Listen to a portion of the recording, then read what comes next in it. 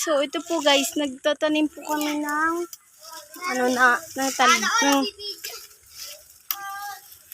ng talbos. Tsaka yan po si mama naguguna. Yan po guys. Yung talbos po guys, itatanim po namin. Ayan. Ayan siya guys. Tanim po namin siya dyan para meron naman po kaming magulay. Tsaka ito pa po guys. Tsaka ito pa po siya guys.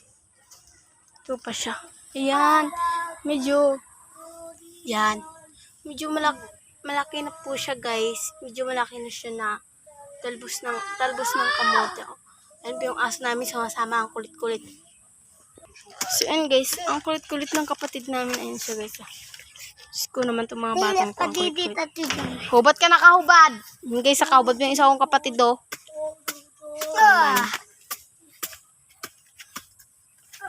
Ito noon siya guys. Ano siya guys? Yung malinis pa siya guys. Tapos nung di na nagugunahan ni mama,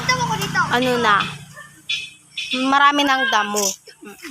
Tsaka kakapunta pa rin ni papa dun sa sa trinatrabahuan niya guys. Yun siya. Hinatid lang ni mama guys. Guys, may nagtitindang plant for sun. Ayun guys, nakikita nyo guys. Ayun guys, nagtatanong kung bibili kami ng mga kalamansi, ganon. Ayun guys, plant for sun. Nagbibinta sila ng mga gulay.